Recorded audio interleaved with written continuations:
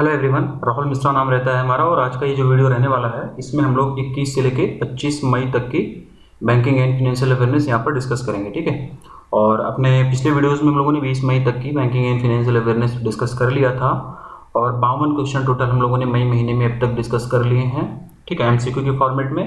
बाकी कुछ आरबीआई के सर्कुलर वगैरह हैं वो भी आप लोगों के साथ डिस्कस किया है, वो भी पीडीएफ में मिलेगा आपको, ठीक है ना। और आज की वीडियो का पहला और मई महीने का 53वां क्वेश्चन आज हम लोग अभी यहाँ पर डिस्कस करने जा रहे हैं, हमारे स्क्रीन पर है, ठीक है। देखो इसमें क्या बोला गया है। RBI has recently withdrawn ₹2000 bank note from circulation, which of the following points is not correct related to this. RBI ने हाल ही में 2000 रुपए के नोट के चलन को वापस ले लिया है। निम्नलिखित में से कौन सा बिंदु इससे संबंधित नहीं है। बढ़िया क्वेश्चन है ये एग्जाम पॉइंट ऑफ व्यू से, ठीक है।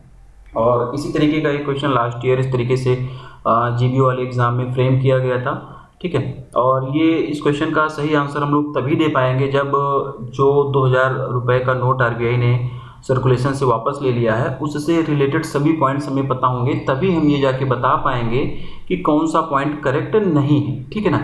कौन सा पॉइंट करेक्ट नहीं है तभी हम जाकर बता पाएंगे। इस तरीके से भी क्वेश्चन एग्जाम में फ्रेम होता है। तो ये 1 2 3 4 करके ना 1 2 3 4 4 करके 4 पॉइंट दिए गए हैं और उसके बाद में फिर ऑप्शन जो दिया गया है, ऑप्शन में दिया गया है कि 2 is not correct, 4 is not correct, all wrong, ठीक है ना। तो चारों पॉइंट्स के बारे में हमको यहाँ पर बताना है। पहले इसका आंसर जानते हैं, फिर चीज़ों को थोड़ा सा एलिबरेट करते हैं, थोड़ा सा एक्सपांड करते हैं। तो इसका जो आंसर हो जाएगा all correct, option number C, ठीक है। Option number C all correct जो है इसका आंसर हो जाएगा। इसमें पूछा गया था कि which of the following points are is not correct related to this. RBI ने भी हाल ही में जो 2000 रुपए के बैंक नोट को सर्कुलेशन से बाहर किया है, ठीक है ना, उसको विड्रॉ किया है, उससे रिलेटेड जो भी पॉइंट्स ये नीचे दिए गए हैं सभी करेक्ट हैं। इसमें पूछा गया था कि कौन सा करेक्ट नहीं है, तो इसका आंसर जो होगा सभी करेक्ट हैं, ऐसा कोई गलत इसमें पॉइंट नहीं दिया गया। लेकिन क्वेश्चन की फ्रेमिंग दूसरे तरीके से कर सकते थे, 1 2 पॉइंट इसमें बदल देते, फिर उस कंडीशन में वो उसका आंसर हो जाता। तो एक मोटा मोटा ओवरव्यू बेसिकली आप लोगों को दिया जा रहा है कि इस तरीके से भी क्वेश्चन एग्जाम में पूछे जा सकते हैं। तो इस तरीके के किसी भी चेंजेस के लिए आप लोग तैयार हो, और इस चेंजेस के लिए तैयार होने का सिर्फ और सिर्फ एक ही मूल मंत्र है कि कोई भी पर्टिकुलर क्वेश्चन आप लोग जब वीडियो से देखते हो, पीडीएफ से जब पढ़ते हो, तो उसके जितने भी पॉइंट्स आप लोगों को बताए जाते हैं उसको सबको आप नोट डाउन करो, सबको याद रखो। वो सारी चीज़ें अगर आपको याद रहेंगी तो ऐसा कोई पॉइंट वो बना ही नहीं पाएंगे एग्जाम में जो आपको नहीं पता रहे, ठीक है। तो मतलब थोड़ा डीप में जाकर थोड़ा सा अच्छे से पढ़ाई करनी होगी, इसीलिए मैं बार बार बोलता हूँ कि नोट्स आप लोग अपने बनाया करो। वीडियो देखो, वीडियो देखने के टाइम पर एक छोटा बहुत नोट्स मतलब शॉर्ट नोट्स बनाते जाओ, पूरी चीज़ें नहीं लिखनी होती हैं, शॉर्ट नोट्स बनाते जाओ। पीडीएफ तो मैं आप लोगों को अवेलेबल करा ही रहा हूँ। और पर्टिकुलर जैसे एक क्वेश्चन अभी आपने जैसे 53 क्वेश्चन, ये वाला क्वेश्चन आप लोग इसका वीडियो देख रहे हो, इसको देखने के बाद इससे रिलेटेड जो भी चीज़ें उसको नोट्स बनाओ। ये जो भी पॉइंट्स दिए गए हैं सब कुछ आप लोग अपने नोट्स में बनाओ। हालांकि पीडीएफ में भी मिलेंगे लेकिन खुद से नोट्स बनाओ। पीडीएफ में कुछ एक्स्ट्रा पॉइंट्स भी और मैं डाल देता हूँ, तो ठीक ना। तो दोबारा जब आप लोग रिवीजन करो, मतलब कि वीडियो देखने के बाद में पीडीएफ जरूर देखना होता है, जरूर पढ़ना होता है, मैं बार बार बोलता हूँ। तो उस टाइम पर पीडीएफ में जो अगर कुछ और एक्स्ट्रा पॉइंट्स आप लोगों को मिल रहे हैं तो उसको आप लोग उसे अपनी नोट्स में लिख लो, जिससे कि रिवीजन के टाइम पे आप लोगों को आसानी रहे। तो मैं बार बार बोलता हूं कि वीडियो देखो, पीडीएफ पढ़ो और अपने खुद के नोट्स बनाओ। भले मैं पीडीएफ दे रहा हूं, भले चीजें आपको मिलें, लेकिन खुद के नोट्स बनाओगे तो चीजें एग्जाम में भूलेंगे नहीं, और इस तरीके से जो भी क्वेश्चन फ्रेम किए जाते हैं ये आप लोगों को डिफिकल्ट नहीं लगेंगे, ठीक है। तो जो चीज़ें समझाई जा रही हैं इसको मतलब इम्प्लीमेंट करो, तभी जाकर फ़ायदा मिलने वाला है। नहीं तो फिर एग्ज़ाम टाइम पे लास्ट में भी कुछ क्वेश्चन के फ्रेमिंग में चेंजेस कर दिया जाएगा कुछ और तरीके से, फिर आप लोग है तौबा मचाना शुरू करोगे। तो जो भी मेरा एक्सपीरियंस रहा है पिछले 4-5 सालों का टीचिंग का, बैंकिंग एंड फाइनेंशियल अवेयरनेस में, जो भी मैंने पेपर्स देखे हैं, जो पैटर्न चलता आ रहा है, जो और स्टूडेंट से मुझे फीडबैक मिलता है, जो और लोग और दूसरे एग्ज़ाम देते हैं, जो भी उनकी क्वेरीज आती हैं, जो वो लोग सजेशंस देते हैं, उसी पे बेस्ड मेरे ये सारी चीज़ें होती हैं। तो थोड़ा बहुत जो एक्सपीरियंस है मेरा उसको आप लोगों के साथ में शेयर कर रहा हूँ, तो इसका फ़ायदा लीजिए, ठीक है। चलो फिलहाल क्वेश्चन पर फिर से वापस आते हैं। तो इसमें पूछा गया था कि which of the following points is not correct related to this. तो इससे रिलेटेड टू दिस मतलब सारे के सारे पॉइंट्स करेक्ट हैं, कोई भी पॉइंट इसमें गलत नहीं दिया गया है। अब कौन कौन से पॉइंट्स हैं ये भी हम लोग जान लेते हैं, ठीक है ना। नीचे से स्टार्ट करते हैं, कौन कौन से पॉइंट्स हैं। देखो इसमें ₹2000 denominations bank note was introduced in November 2016 under the section 24(1) of RBI act 1934। ठीक है, ये पॉइंट सही है, ठीक ना। 2000 रुपये का नोट जो है वो नवंबर 2016 में आरबीआई एक्ट 1934 के सेक्शन 24(1) के तहत में इंट्रोड्यूस किया गया था, जब 500 और 1000 रुपये वाली नोट बंद हुई थी उस टाइम पर 2000 के नोट को। उसके बाद में ना मार्केट में मतलब करेंसी की सर्कुलेशन में कमी ना आए, इस वजह से 2000 का नोट उस समय इंट्रोड्यूस किया गया था। तो ये पॉइंट भी सही है।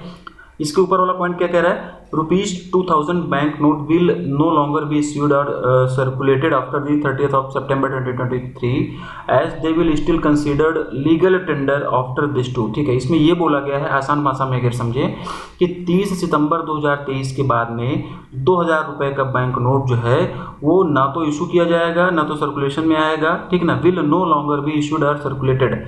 30 सितंबर 2023 के बाद में 2000 रुपए का बैंक नोट सर्कुलेशन में नहीं रहेगा, इशू नहीं किया जाएगा आरबीआई के द्वारा, फिर भी कंसीडर्ड एज लीगल टेंडर। ठीक है ना, इसके बाद भी इस 2000 के नोट को लीगल टेंडर के रूप में मतलब कंसीडर किया जाएगा, मतलब ये नोट खराब नहीं होंगी, लीगल टेंडर के रूप में रहेंगी। ठीक, the limit of exchange facility is 20,000 at a time. अभी जो ये 2000 रुपए का नोट जो विड्रॉ किया गया है तो कुछ लोग एक्सचेंज कर रहे हैं, तो उसका एक्सचेंज करने की जो मैक्सिमम लिमिट है एक टाइम के वो 20,000 रुपये है। ठीक ना, limit of exchange facility is ₹20,000 at a time. एक टाइम पर 20,000 रुपये एक्सचेंज किए जा सकते हैं, ये इसकी लिमिट है। ठीक ना, पहले पॉइंट पर गए तो इसमें लिखा गया है the public needs to deposit and or exchange ₹2,000 bank note with bank branches or 19 regional offices of RBI within 4 month, यानी कि from the 23rd of May 2023 to on or before September 30th 2023। इसमें ये बोला गया है कि 2000 रुपए के बैंक नोट को बैंक की ब्रांचेस से या फिर आरबीआई के 19 रीजनल ऑफिस के द्वारा इनके माध्यम से 4 महीनों के दौरान उनको डिपॉजिट किया जा सकता है या फिर एक्सचेंज किया जा सकता है, जमा किया जा सकता है या फिर एक्सचेंज किया जा सकता है।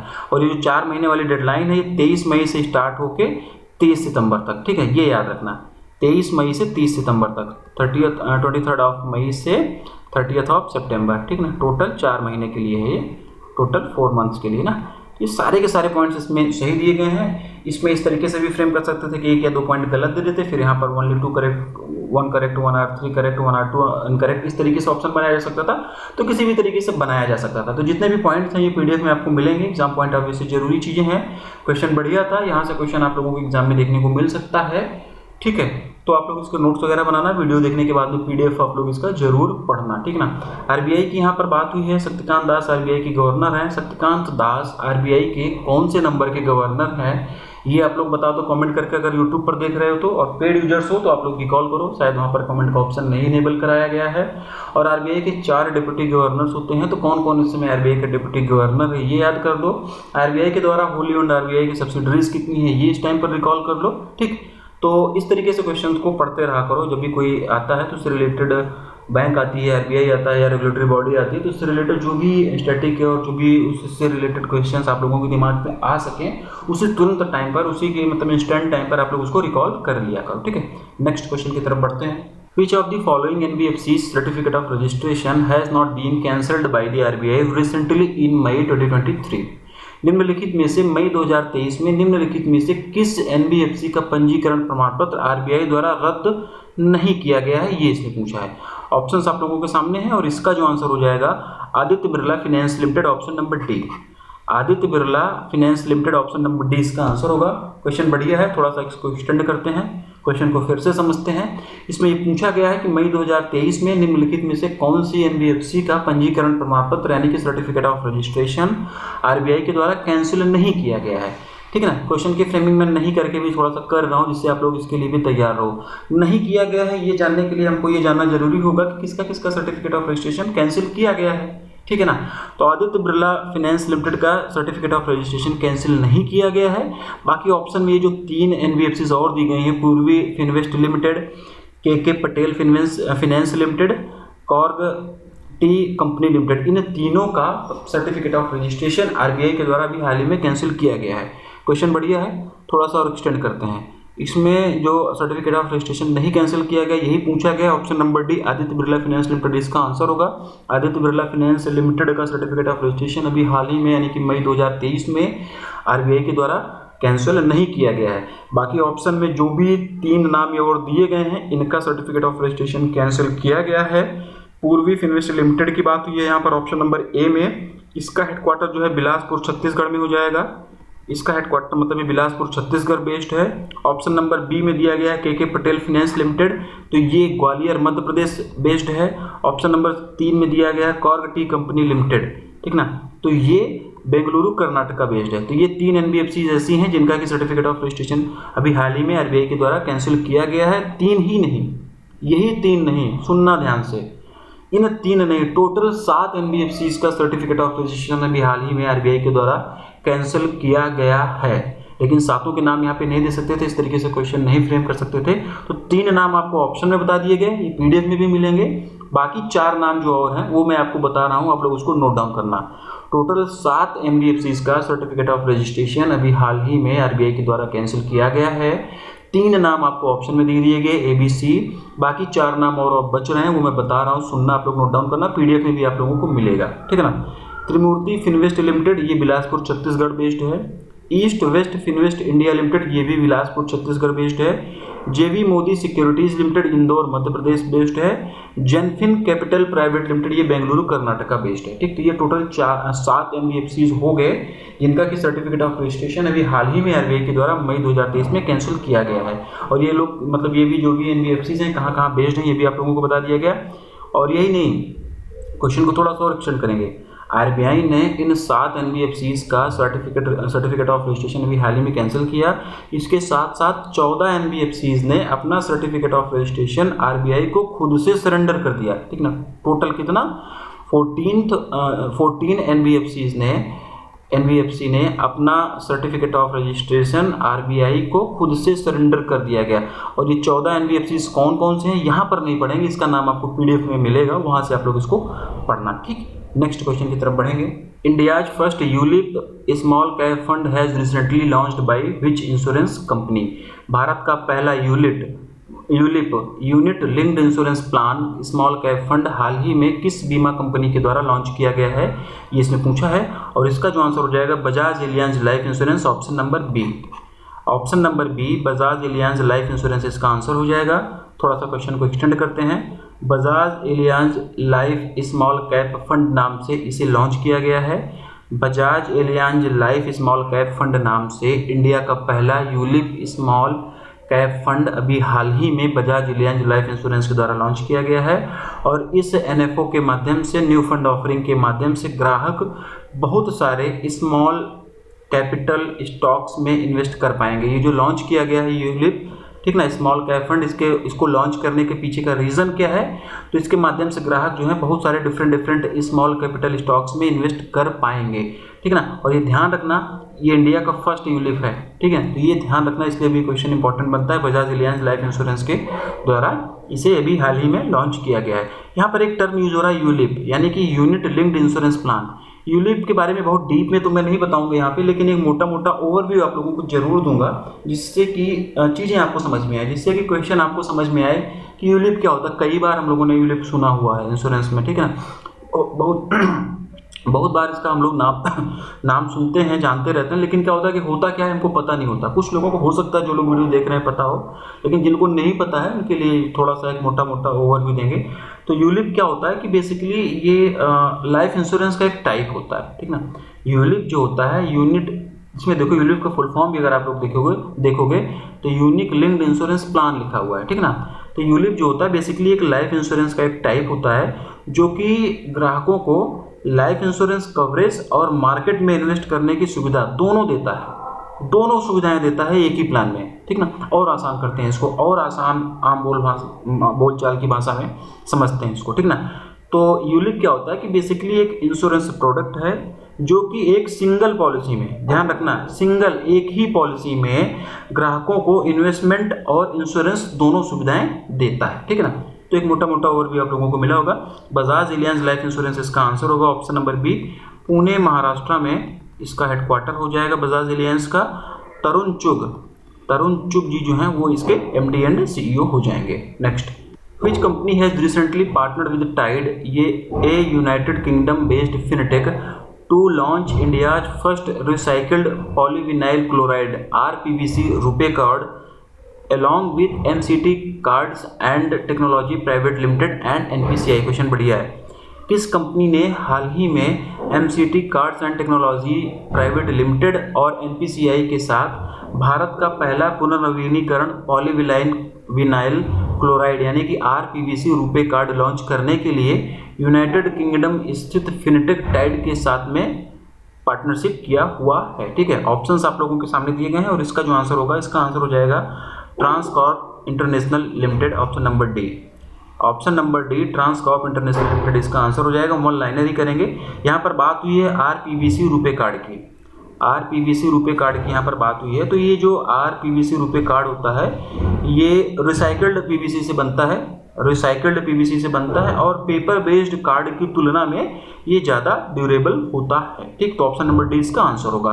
Next, in order to enable retail investors to invest in 3 types of bonds, government, corporate and tax free, which company has recently launched a bond platform for retail investors in India? खुदरा निवेशकों को 3 प्रकार के bond सरकारी, corporate और कर मुक्त में निवेश करने में सक्षम बनाने के लिए किस कंपनी ने हाल ही में भारत में खुदरा निवेशकों के लिए एक बॉन्ड प्लेटफॉर्म लॉन्च किया है? ऑप्शंस आप लोगों के सामने दिए गए हैं। इसका जो आंसर होगा Paytm money, option number A. Option number A Paytm money जो है वो इसका आंसर हो जाएगा। ठीक है, option number A Paytm money इसका आंसर हो जाएगा। ठीक है, और इस प्लेटफॉर्म के माध्यम से इन्वेस्टर्स जो हैं वो गवर्नमेंट बॉन्ड्स में इन्वेस्ट कर पाएंगे जिसकी मेच्योरिटी जो होगी वो 16 दिन से लेकर 39 साल तक होगी। गवर्नमेंट बॉन्ड्स में जो भी इन्वेस्ट कर पाएंगे उसकी मेच्योरिटी जो होगी 16 डेज से लेकर 39 ईयर्स तक होगी, इसके रेंज में होगी। ठीक है ना, और ये बॉन्ड किसी भी टाइम पर बिना किसी प्री मेच्योर पेनल्टी के मार्केट में बेचे भी जा सकेंगे। ठीक है ना, क्वेश्चन को फिर से सुनो। इसमें क्या बोला गया है कि in order to enable retail investors to invest in 3 types of bond, government bond, corporate bond and tax free bond, which company has recently launched a bond platform for retail investors in India. तो जो bond platform launch किया गया है वो किसके द्वारा launch किया गया है? पेटीएम मनी के द्वारा लॉन्च किया गया है। और इस पेटीएम मनी के द्वारा जो बॉन्ड प्लेटफॉर्म लॉन्च किया गया है इसके माध्यम से जो रिटेल इन्वेस्टर्स हैं वो गवर्नमेंट बॉन्ड में, कॉर्पोरेट बॉन्ड में और टैक्स फ्री बॉन्ड में इन्वेस्ट कर पाएंगे। ठीक है ना, तो जो गवर्नमेंट बॉन्ड में इन्वेस्ट करेंगे तो गवर्नमेंट बॉन्ड में जो भी इन्वेस्ट करेंगे उसकी मैच्योरिटी जो होगी 16 डेज से लेकर 39 ईयर्स के बीच में होगी। और ये गवर्नमेंट बॉन्ड जो भी होगा ये बॉन्ड किसी भी टाइम पर बिना किसी प्री मेच्योर पेनल्टी के मार्केट में बेचा जा सकेगा। ठीक है ना, पीएसयूज की अगर अगले पॉइंट्स पे बढ़ते हैं, PSUs, national highway authority of India, Indian railways finance corporation और भी दूसरी कंपनियों द्वारा जारी टैक्स फ्री बॉन्ड में भी इन्वेस्टर इसके माध्यम से इन्वेस्ट कर पाएंगे। और जिसकी मेच्योरिटी जो होगी 5 महीने से लेकर कितनी होगी? 5 मंथ से लेकर, इसकी मेच्योरिटी जो होगी 5 मंथ से लेकर 13 ईयर्स तक होगी, 13 साल तक की होगी। ठीक है ना, 5 टैक्स फ्री बॉन्ड्स की मैं बात कर रहा हूँ। ठीक है ना, 5 मंथ से लेके 13 ईयर्स की होगी। इसके साथ साथ इन्वेस्टर्स जो है वो कॉर्पोरेट बॉन्ड में भी इसके माध्यम से इन्वेस्ट कर पाएंगे। ठीक, पेटीएम मनी ऐप के डैशबोर्ड पर ये सारी की सारी सुविधाएं आप लोगों को देखने को मिल जाएंगे। तो option number A Paytm money इसका आंसर होगा। Next, by which name Aditya Birla capital has recently launched an innovative one stop business platform for the MSME customers? किस नाम से आदित्य बिरला कैपिटल ने हाल ही में एमएसएमई ग्राहकों के लिए एक अभिनव one stop business platform launch किया हुआ है? अभिनव यानी कि इनोवेटिव, इसका हिंदी ट्रांसलेशन यही होगा। ठीक है, ऑप्शंस आप लोगों के सामने दिए गए हैं और इसका जो आंसर होगा Udyog plus, option number C. Option number C Udyog plus जो है वो इसका आंसर हो जाएगा। ठीक, उद्योग प्लस जो है ऑप्शन नंबर सी इसका आंसर हो जाएगा। एग्जिस्टिंग और नए कस्टमर दोनों इस प्लेटफॉर्म को एक्सेस कर पाएंगे। इस प्लेटफॉर्म के माध्यम से 10 लाख रुपए तक का, अप टू 10 लाख रुपीज़, ठीक ना, इस प्लेटफॉर्म के माध्यम से 10 लाख रुपए तक का पेपरलेस डिजिटल लोन भी प्राप्त किया जा सकेगा।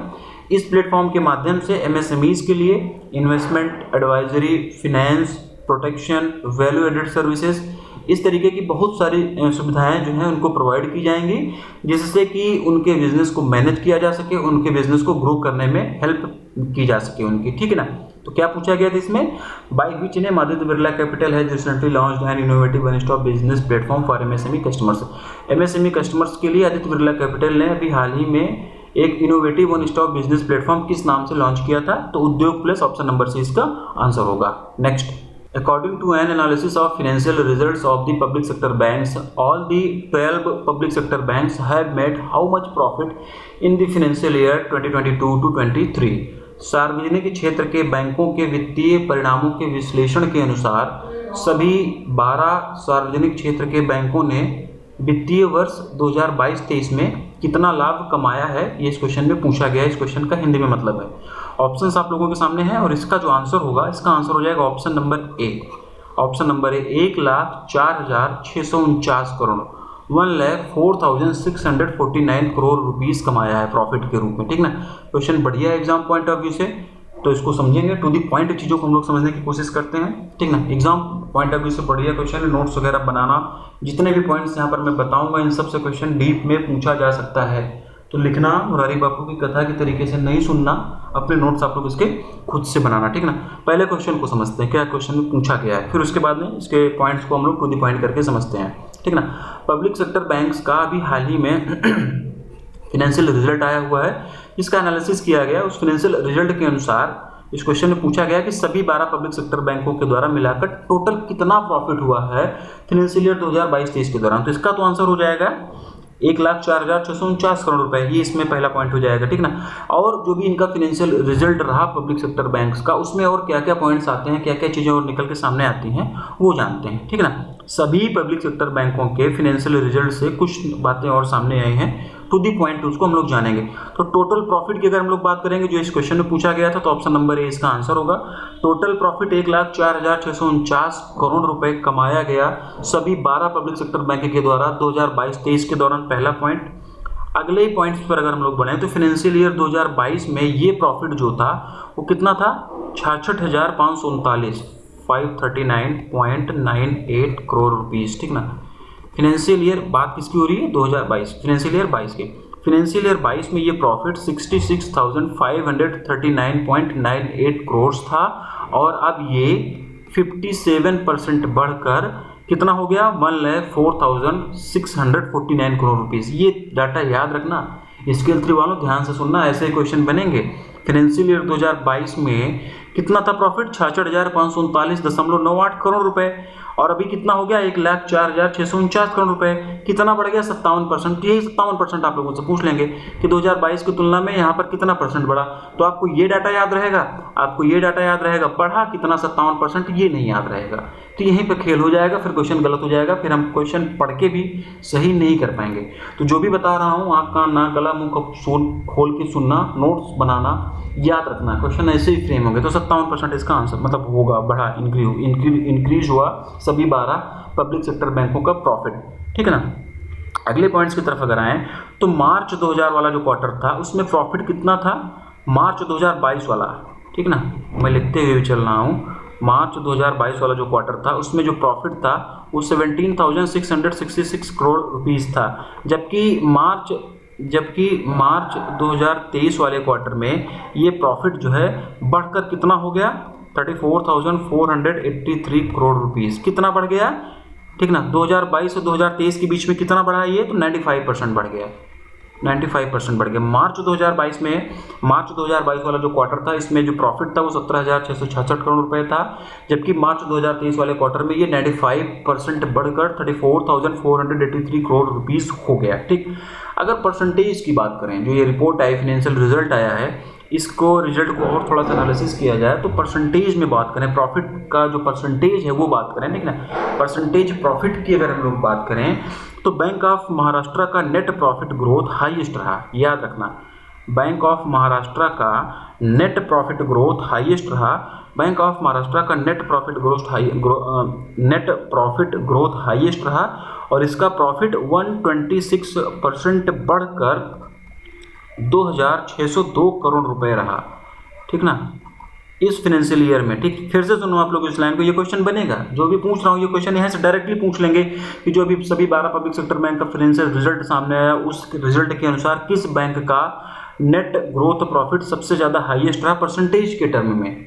ठीक है ना, तो ये याद रखना, बैंक ऑफ महाराष्ट्र का नेट प्रॉफिट ग्रोथ हाईएस्ट रहा, 126% इसका प्रॉफिट बढ़ा है इस फाइनेंशियल ईयर के दौरान में, और 126% बढ़ के ये 2,602 करोड़ रुपए हो गया।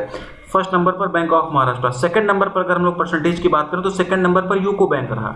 सेकंड नंबर पर यूको बैंक रहा। इसका प्रॉफिट जो है 100% बढ़कर 1862 करोड़ रुपए हो गया, ठीक ना। थर्ड नंबर पर अगर हम लोग बात करेंगे तो थर्ड नंबर पर बैंक ऑफ बड़ौदा रहा। थर्ड नंबर पर बैंक ऑफ बड़ौदा रहा। इसका प्रॉफिट जो है 94% बढ़ा पिछले साल के कंपैरिजन में, और 94% बढ़कर ये 14,110 करोड़ रुपए हो गया, ठीक ना। बैंक ऑफ बड़ौदा का प्रॉफिट पिछले साल की तुलना में इस बार 94% बढ़ा, और 94% बढ़कर ये 14,110 करोड़ रुपए हो गया।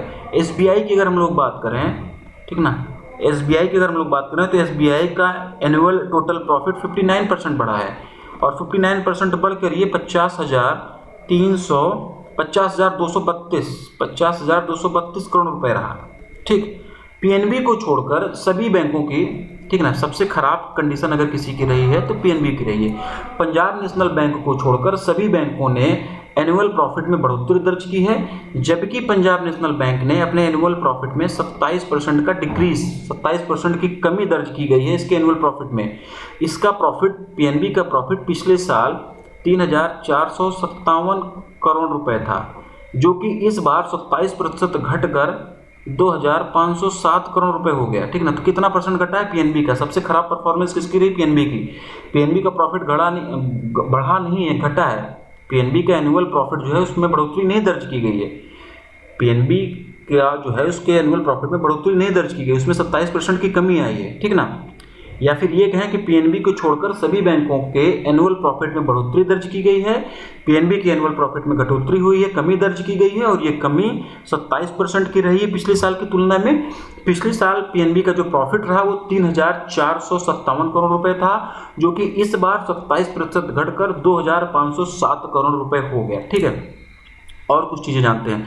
10,000 करोड़ रुपए से ज्यादा का प्रॉफिट सिर्फ और सिर्फ 2 पब्लिक सेक्टर बैंक्स का रहा, ठीक ना। 10,000 करोड़ रुपए से ज़्यादा का प्रॉफिट अगर हम लोग बात करेंगे तो सिर्फ 2 पब्लिक सेक्टर बैंक का रहा। एक है बीओबी, ठीक ना, एक है हमारा बीओबी बैंक ऑफ बड़ौदा, और दूसरा है हमारा कैनरा बैंक, ठीक ना। बैंक ऑफ बड़ौदा का कितना ही आप लोगों को बताया गया ना, 14,110 करोड़, यानी कि 10,000 से भी ज़्यादा है। कैनरा की अगर हम लोग बात करेंगे तो कैनरा बैंक का हो जाएगा 10,604 करोड़ रुपए, इसका प्रॉफिट रहा, ठीक ना। पंजाब एंड सिंध बैंक की एनुअल प्रॉफिट ग्रोथ 26% बढ़ी है, लिखते जाना आप लोग। पंजाब एंड सिंध बैंक की एनुअल प्रॉफिट 26% बढ़कर 1313 करोड़ रुपीस हो गई, ठीक ना।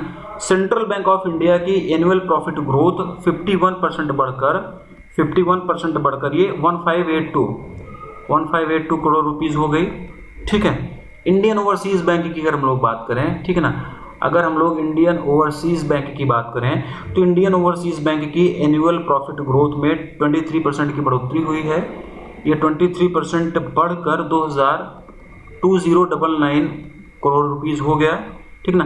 बैंक ऑफ इंडिया की अगर हम लोग बात करें, बैंक ऑफ इंडिया का एनुअल प्रॉफिट ग्रोथ जो है वो 18% बढ़ा है, और 18% बढ़कर ये 4,023 करोड़ रुपए हो गया, ठीक ना। इंडियन बैंक की अगर हम लोग बात करें, ठीक ना, इंडियन बैंक की अगर हम लोग बात करें तो इंडियन बैंक का जो एनुअल प्रॉफिट ग्रोथ है वो 34% रहा।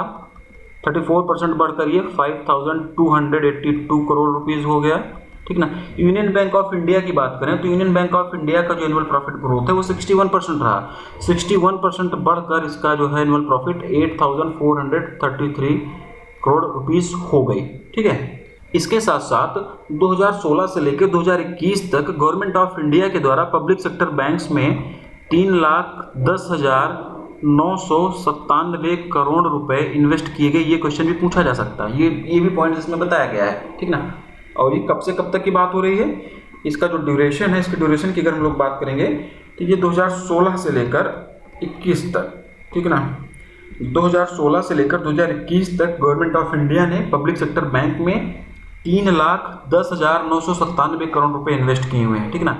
और पब्लिक सेक्टर बैंक आप लोगों को पता होगा ना कि वही सरकारी बैंकें होती हैं, जिसमें पब्लिक सेक्टर बैंक मतलब बेसिकली सरकारी बैंकें होती हैं। इसके डेफिनेशन पर हम लोग नहीं जाएंगे, बहुत ज़्यादा जो आरबीआई इसकी डेफिनेशन आरबीआई के हिसाब से कैसे शेड्यूल्ड बैंक वगैरह होती है वहाँ पर नहीं जाएंगे। मोटा मोटा ओवरव्यू लेंगे, आसान आप बोलचाल की भाषा में समझेंगे कि पब्लिक सेक्टर बैंक बेसिकली सरकारी बैंकें होती हैं। सरकारी बैंकों का मतलब ये हो जाएगा कि इन बैंकों में सरकार की जो हिस्सेदारी होती है वो मेजॉरिटी में होती है, यानी कि एटलीस्ट 51% से ज़्यादा ही सरकार की हिस्सेदारी होती है इन बैंकों में।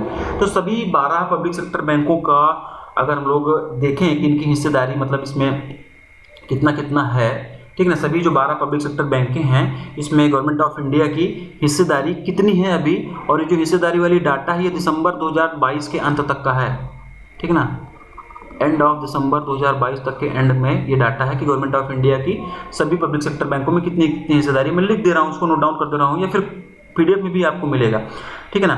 पंजाब एंड सिंध बैंक की अगर हम लोग बात करें, पंजाब एंड सिंध बैंक की अगर बात करें तो इसमें गवर्नमेंट ऑफ इंडिया की 98.25% हिस्सेदारी है। कब तक? दिसंबर 2022 के अंत तक।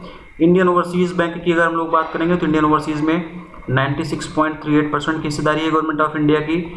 यूको बैंक की अगर हम लोग बात करते हैं तो यूको बैंक में 95.39% की हिस्सेदारी है गवर्नमेंट ऑफ इंडिया की। कब तक? दिसंबर 2023 तक। यूको बैंक के साथ में अगर हम लोग सेंट्रल बैंक ऑफ इंडिया की बात करें, ठीक ना, सेंट्रल बैंक ऑफ इंडिया की अगर हम लोग बात करें तो इसमें गवर्नमेंट ऑफ इंडिया की 93.08% की हिस्सेदारी है।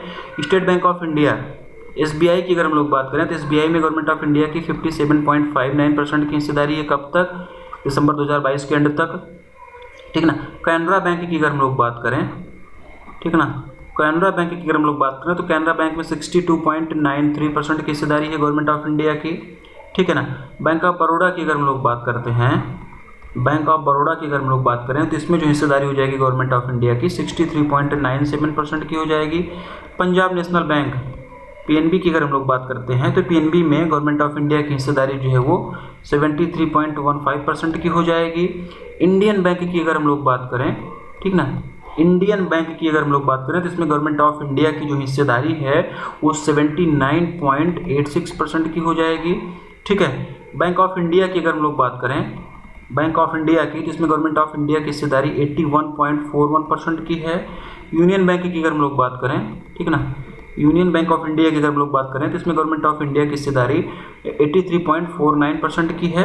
और बैंक ऑफ महाराष्ट्र की अगर हम लोग बात करें तो बैंक ऑफ महाराष्ट्र में गवर्नमेंट ऑफ इंडिया की हिस्सेदारी 90.97% की है, और ये डाटा दिसंबर 2022 के एंड तक का है, ठीक। तो मैक्सिमम पॉसिबल एग्जाम ओरिएंटेड चीज़ें इस पर्टिकुलर क्वेश्चन की आप लोगों को बताई गई, और ये सारी चीज़ें आप लोगों को उम्मीद करता हूँ कि समझ में आई होंगी। बढ़िया क्वेश्चन था एग्जाम पॉइंट ऑफ व्यू से, काफ़ी लंबा टाइम लिया इसको एक्सप्लेन करने में, इसको बताने में। सारे के सारे पॉइंट्स इसके आप लोग याद रखना, यहाँ से क्वेश्चन पूछे जाने के पूरे चांसेस हैं एग्जाम में। अगले क्वेश्चन की तरफ बढ़ते हैं। In order to enable the integration of RuPay credit cards with UPI, which company has recently partnered with NPCI? UPI के साथ रुपे क्रेडिट कार्ड के एकीकरण को सक्षम करने के लिए किस कंपनी ने हाल ही में NPCI के साथ में साझेदारी की है? ऑप्शंस आप लोगों के सामने है और इसका जो आंसर होगा Google Pay, option number B. Option number B Google Pay इसका आंसर हो जाएगा। अभी करंट में क्या होता है कि यूपीआई डेबिट कार्ड के माध्यम से करंट और सेविंग अकाउंट्स को जोड़कर उनको लिंक कर लेन देन की सुविधा प्रदान करता है। अभी जो वर्तमान सिनेरियो है इसमें यूपीआई क्या करता है, डेबिट कार्ड के माध्यम से करंट और सेविंग अकाउंट्स को जोड़कर लेन देन की सुविधा को प्रदान करता है। और यूपीआई मतलब करंट और सेविंग अकाउंट डेबिट कार्ड, ध्यान रखना यहाँ पर जो टर्म मैं बोल रहा हूँ डेबिट कार्ड, ठीक ना, डेबिट कार्ड चाहे फिर वो हमारा करंट अकाउंट का हो चाहे फिर वो सेविंग अकाउंट का हो, इसको लिंक करके जो है यूपीआई मतलब अभी लेन देन की सुविधा प्रदान करता है। लेकिन यूपीआई की रीच को और ज़्यादा बढ़ाने के लिए आरबीआई ने जून 2022, ये टाइम याद रखना, आरबीआई ने यूपीआई की पहुंच को और ज़्यादा बढ़ाने के लिए आरबीआई ने जून 2022 में क्रेडिट कार्ड को भी यूपीआई से लिंक करने की परमिशन दे दी थी। अभी तक बात डेबिट कार्ड की हो रही थी, लेकिन जून 2022 में आरबीआई ने यूपीआई की रीच बढ़ाने के लिए क्रेडिट कार्ड को भी लिंकेज की सुविधा दे दी थी, यूपीआई से लिंक करने की परमिशन दे दी थी। और पहली वरीयता पे रुपे क्रेडिट कार्ड के लिए बोला था कि पहली वरीयता पे रुपे क्रेडिट कार्ड को लिंक किया जाएगा, ठीक है ना। तो बस इसी रुपे क्रेडिट कार्ड को यूपीआई से लिंक करने के लिए इन दोनों ने भी हाल ही में पार्टनरशिप किया हुआ है, ठीक है ना। रुपे क्रेडिट कार्ड को यूपीआई से लिंक करने के लिए एनपीसीआई के साथ में भी हाल ही में गूगल पे ने पार्टनरशिप किया हुआ है। इस क्वेश्चन को समझाया, इस क्वेश्चन के पीछे की भूमिका को भी आप लोगों को समझा दिया, जिससे कि चीज़ें याद रहें।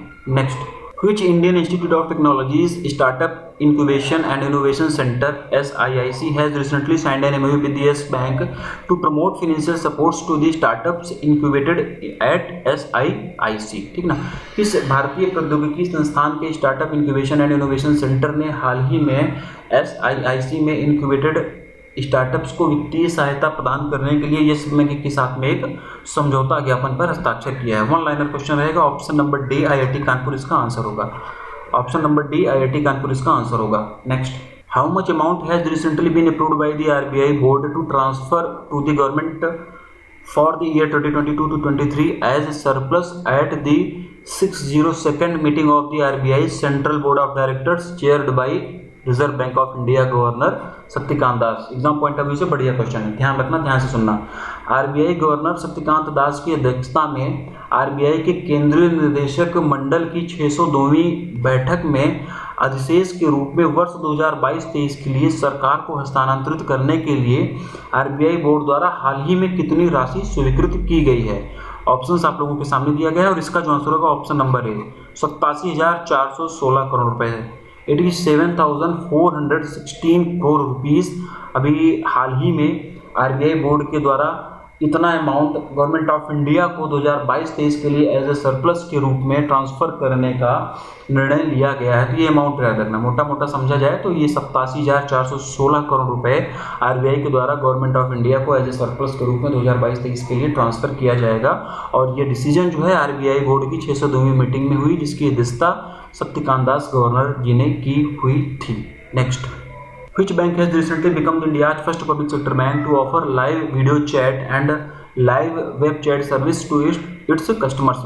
कौन सा बैंक हाल ही में अपने ग्राहकों को लाइव वीडियो चैट और लाइव वेब चैट सेवाएं प्रदान करने वाला भारत का सार्वजनिक क्षेत्र का पहला बैंक बन गया है? पहला सार्वजनिक क्षेत्र का बैंक बन गया। इस क्वेश्चन का हिंदी में मतलब होगा, एग्जाम पॉइंट ऑफ व्यू से बढ़िया क्वेश्चन है। Option number C bank of Baroda इसका आंसर होगा। Option number C bank of Baroda इसका आंसर होगा। क्वेश्चन को थोड़ा सा एक्सटेंड करेंगे। Option number C bank of Baroda इसका आंसर हो जाएगा, ठीक ना।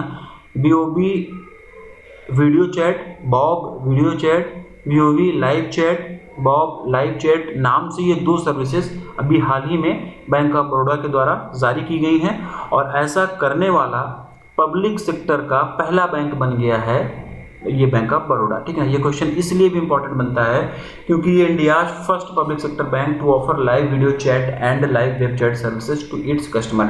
इंडिया का पहला पब्लिक सेक्टर बैंक बन गया है जो कि अपने ग्राहकों को लाइव वीडियो चैट और live web chat services provide करने जा रहा है, इसलिए भी ये क्वेश्चन इंपॉर्टेंट बनता है। तो option number C bank of Baroda इसका आंसर होगा, ठीक ना।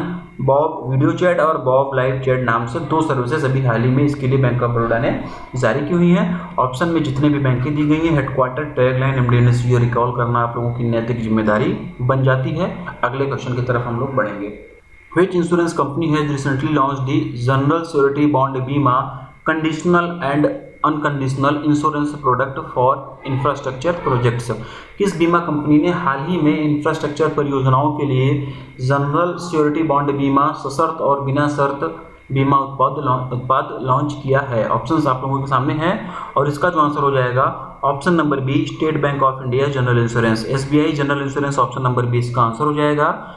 इंफ्रास्ट्रक्चर प्रोजेक्ट्स के लिए ये इंश्योरेंस प्रोडक्ट है, कंडीशनल और अनकंडीशनल टू वेरिएंट्स में ये अवेलेबल होगा, ठीक ना। यहाँ पर एक टर्म यूज हुआ है श्योरिटी बॉन्ड, पहले की वीडियोस में इसके बारे में मैंने पढ़ाया हुआ है, लेकिन फिर भी एक मोटा मोटा ओवरव्यू भी यहाँ पर देंगे जिससे कि चीज़ें आप लोगों को एटलीस्ट समझ में तो आ ही जाएँ, ठीक ना। Surety bond, surety insurance, basically ये श्योरिटी इंश्योरेंस है। तो श्योरिटी इंश्योरेंस क्या होता है कि जो श्योरिटी इंश्योरेंस होता है ये प्रोजेक्ट ओनर को श्योरिटी बॉन्ड के रूप में यह आश्वासन प्रदान करता है कि कॉन्ट्रैक्टर उसके प्रोजेक्ट को जो कि सहमत किए गए नियम हैं उन शर्तों के अनुसार पूरा करेगा। फिर से सुनो आप लोग, श्योरिटी बॉन्ड के बारे में पहले से पढ़ाया है आप लोगों को, लेकिन ये जो प्रोडक्ट है ये श्योरिटी इंश्योरेंस प्रोडक्ट है।